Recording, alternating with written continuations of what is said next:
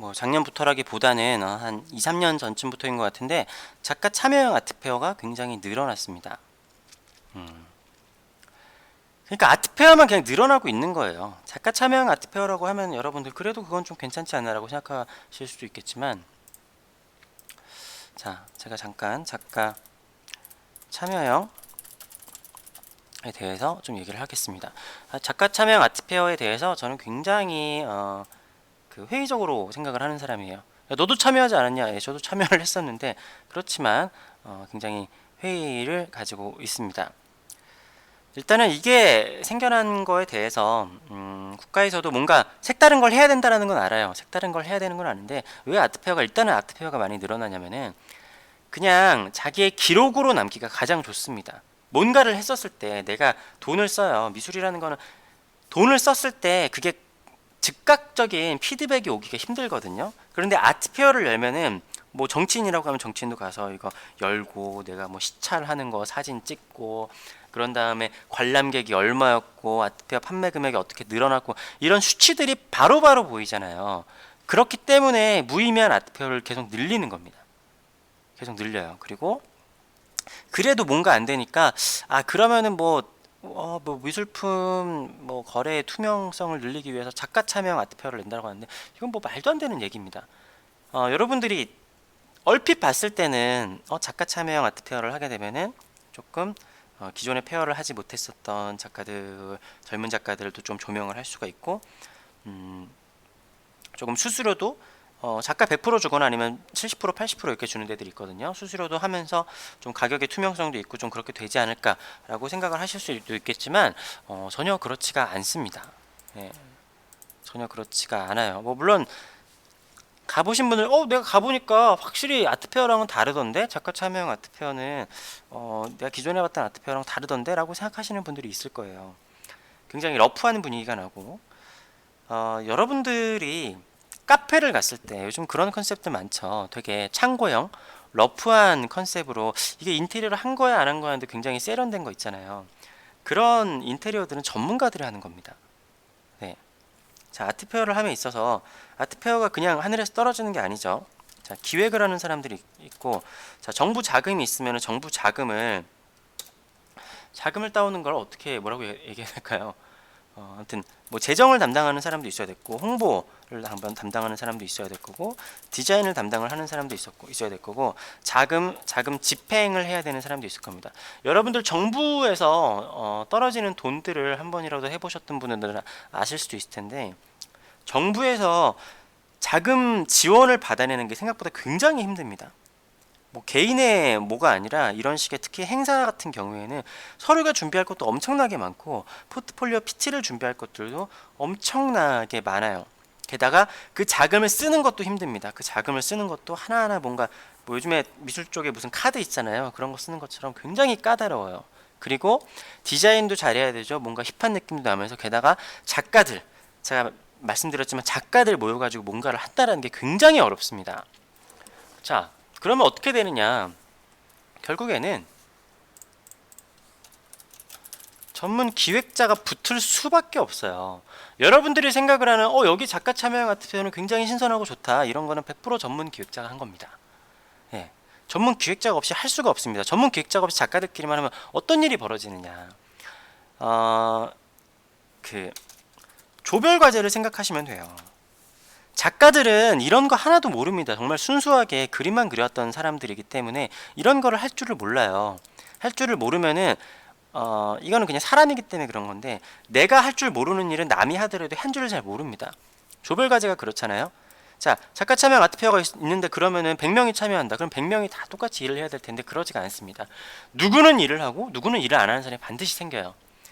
참여하는 작가들의 마인드도 약간 문제가 있는데 그냥 내가 하는 여러 가지 일 중에 작가가 전시가 엄청나게 많잖아요. 그 중에 그냥 하나예요. 그쵸? 근데 일하는 사람들 입장에서는 야 나도 작업해야 되는데 왜 너는 작품만 띵 놓고 가고 이러냐? 이런 싸움이 벌어집니다. 그러면 아예 일을 맡아서 하는 사람들이 생겨야 되는데 이게 작가가 하면은 이게 또 오해하는 사람들도 많고 힘들어요. 게다가 작가가 만약에 자기가 아트페어를 좀 중심으로 연다? 1년 동안 작업 못합니다. 1년 동안 작업 못하고 그 아트페어가 최소 1년이 아니라 2, 3년은 지나야 자리를 잡는데 그러면 작가를 거의 못한다라고 보시면 돼요.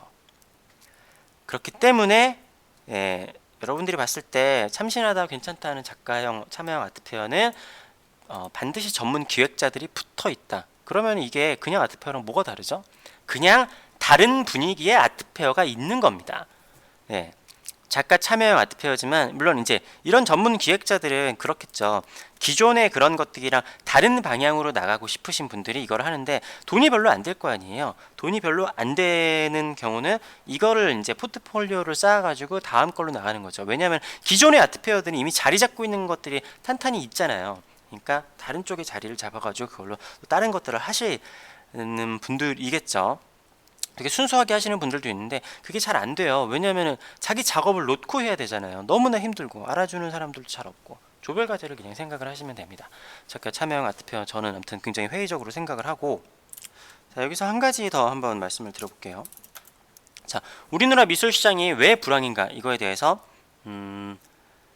하나를 더 뭐 결합시켜서 말씀을 드리자면은 해외 갤러리들의 한국 진출에 대해서 한번 이야기를 해보겠습니다.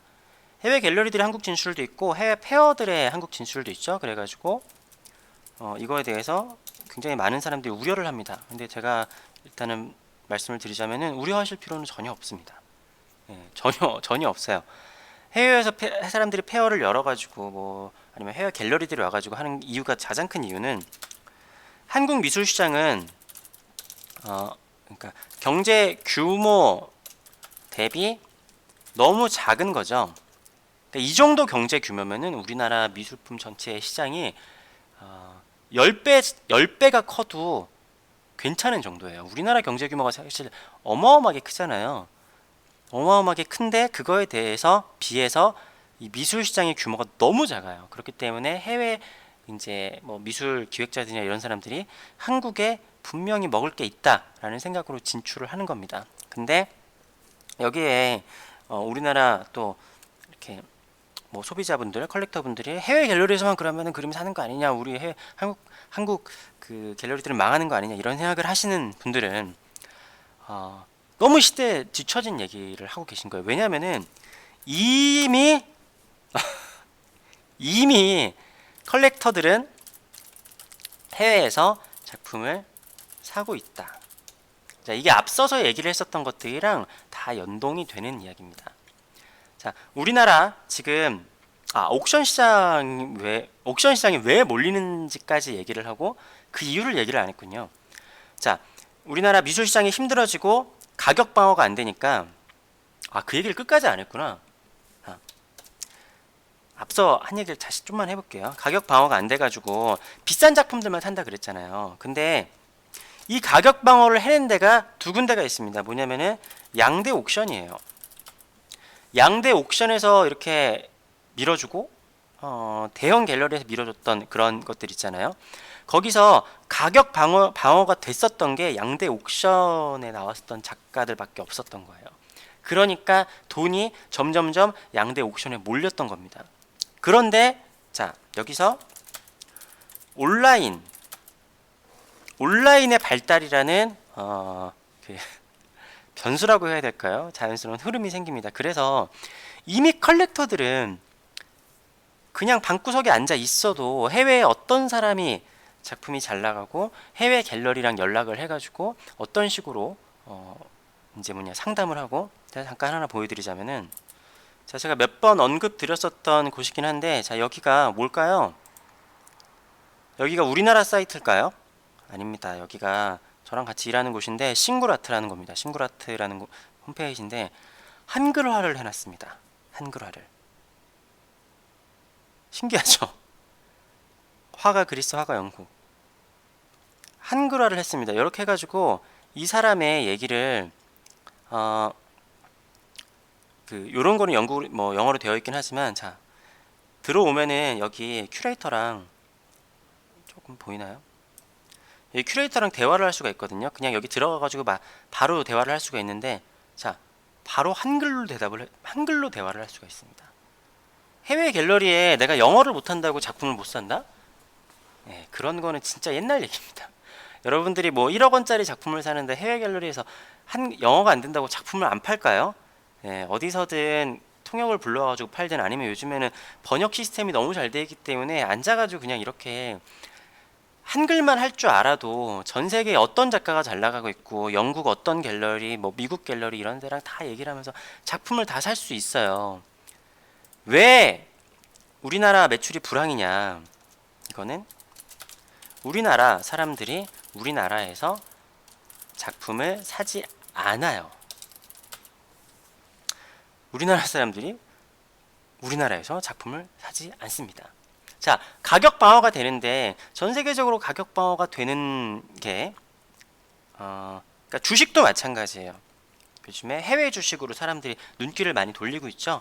사실 몇 년 전만 하더라도 우리나라 사람들이 해외 주식에 투자를 한다? 이거 생각도 잘 못했었던 건데 몇몇 사람들 아니면은 요즘에는 해외 주식에 투자를 하는 것도 너무나 쉬워졌고 해외에 진짜로 잘 나가는 정말 이 사람은 떨어질 일이 없는 너무나 확실한 작가들 이런 작가들에 투자를 하는 거예요. 그러니까 우리나라 안에서 그러면은 이 사람들은 되겠다 싶은 사람들의 작품을 샀다라고 하면은 이제는 우리나라뿐만이 아니라 해외에 있는 안전자산에 투자를 하는 겁니다. 미술품도 마찬가지로 이미 돈 있는 사람들은 해외에서 작품을 예전부터 사고 있습니다. 그게 훨씬 더 수월해졌다라는 게 달라진 점이기 때문에 이게 우리나라가 그럼 어떻게 해야 될까요? 이 상황에서 야 그럼 진출을 막아야 된다 이러면 이게 해결이 될까요? 해결이 되는 게 아니라 우리나라 미술시장을 키우고 여기서 작가들을 발굴을 하고 그런 근본적인 걸 해야죠. 아트페어를 늘리는 게 아니라 아트페어를 전 세계 사람들이 모일 수 있도록 해주고 시장 규모가 커져요. 거품일지라도 시장 규모가 커지면은 그 안에서 그 작가들이 발굴이 되는 겁니다. 예를 들어서 옛날에 홍콩 영화가 굉장히 호황이었을 때가 있었죠. 그러면은 홍콩의 10위권에 있는 영화가 홍콩 그때 영화에서 우리나라에 있는 2, 3위권 영화보다 유명할 수가 있습니다. 그곳이 예를 들어 뉴욕이 있잖아요. 뉴욕에 있는 아주 유명하지 않은 작가가 전 세계적으로 우리나라의 유명한 작가보다 더 유명할 수가 있어요. 왜냐? 그쪽으로 몰리게 되면은 그 주변에 있는 다른 작가들, 다른 것들도 다 혜택을 보는 겁니다. 이게 정제적 낙수 효과랑은 다르게 사람들의 관심이 몰리기 때문에 그래요. 그래서 BTS가 이번에 뭐 미술에 그런 걸 하는 건 굉장히 잘한다고 생각을 하는데, 그러니까 이게 여기서 아까 잠깐 언급을 드렸듯이 우리나라의 국민성도 약간 있는 거예요. 우리나라에 이거를 성장을 시키고 우리나라 미술품의 자긍심을 가지기보다는 해외, 그러니까 그거 있잖아요. 강남 스타일이 떴어. 우리나라에서는 별 반응 없었어요. 근데 해외에서 뜨니까 야 잘하나 보다. BTS가 대표적으로 그렇죠. 우리나라 사실 그렇게 인기가 많지는 않았잖아요. 근데 해외에서 막 난리가 나니까 야 저 사람들이 대단한 사람들인가 보다 이렇게 생각하는 사람들 많거든요. 미술도 마찬가지예요. 우리나라 거를 뭐 키워가지고 뭐를 하려는 게 아니라 딴 데서 잘 돼 있으면 우리나라에 가져오든가. 우리나라 사실 유명하신 작가분들도 그렇죠. 이완 선생님도 그렇고 뭐 백남준 선생님도 그렇고 우리나라에서 뜬 게 아니라 다른 나라에서 떠서 가져온 거잖아요. 아무튼 이게 얘기를 하다 보니까 굉장히 얘기가 긴데 여러분들이 좀 정리가 되셨을 거라고 생각을 합니다. 자, 첫 번째 우리나라 미술 시장이 축소되는 이유가 이미 글로벌 시대가 됐기 때문에 우리나라 미술 시장에서 작품을 사지 않는 사람들이 굉장히 늘어나고 있습니다. 생각을 해보세요. 요즘 시대에는 세계 어딜 가든지 다 작품을 살 수 있어요. 똑같은 작품. 그러면은 내가 우리나라 아트 바젤에서 아니, 우리나라 키아프에서 작품을 사요. 근데 똑같은 작품을 아트 바젤에서 살 수 있어요. 그럼 더 멋있잖아요. 아트 바젤에서 해외 유명 갤러리. 그럼 내 작품의 가격도 방어를 해줄 것 같고 그렇잖아요. 아니면 크리스티 옥션이나 그런 세계적으로 유명한 옥션, 우리나라 옥션 말고. 그렇기 때문에 그러한 것들을 우리나라 사람들이 방어를 하지 못한 것도 있겠죠. 그렇기 때문에 해외로 미술품의 그런 금액들이 많이 옮겨가고 있고, 그리고 정부에서도 생각을 제대로 가진 사람이 없다. 제가 아까 말씀드렸지만 지금이 굉장한 기회거든요. 이 기회를 잡으려고 하는 사람이 없다. 그리고 자신들의 그냥 이런 거를 했다 미술품을 위해서 하는 치적을 위한 아트페어나 아니면은 예술경영지원센터가 하는 것도 그렇고 예술인 복지재단이 하는 것도 그래요. 실제적으로 작가들한테 정말 어떤 것이 도움이 되는지 그런 걸 좀 생각을 해봐야 되고, 제가 거기서 대해서 하나 더 말씀을 드리자면은 이게 K 아트마켓이라는 거거든요. 이게 국가 예산으로 운영을 하는 곳인데 여기가 뭐 하는 데일까요? K 아트마켓. 이걸 만들었으면 K 아트마켓에 도움이 돼야 될 거예요. 될 거 아니에요. 여기서 하는 일의 가장 큰 게 월간 경매 시장을 분석을 하고 있습니다. 이 월간 경매 시장을 분석을 하는 거를 왜 국가의 돈을 들여가지고 기관을 만들어서 이거를 하고 있죠?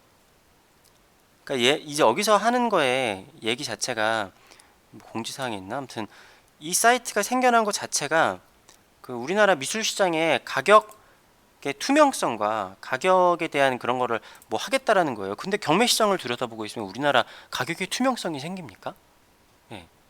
그러니까 이 정도인 거예요. 우리나라의 그 뭐랄까 국가에서 미술품에 투자를 하시는 분들이, 그러니까 미술품에 투자를 하는 게 아니라 국가에서 생각을 하는 이 사이트 여러분 들어와 보신 적 있으세요? 예? 이거 아무런 의미가 없는 사이트거든요. 경매시장 분석 이거 그냥 아까 예술경영지원센터에서도 한다 그랬잖아요. 제가 아까 뉴스 본 게 예술경영지원센터에서 발표를 한 거잖아요.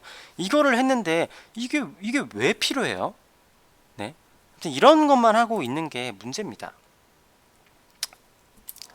네, 아무튼 얘기를 하다 보니까 오늘 영상이 길어졌는데, 우리나라 지금 미술 시장이 전체적으로 왜 불황인지에 대해서, 물론 제 얘기가 틀린 것들도 있을 수 있어요. 전반적인 것들을 이야기를 했습니다.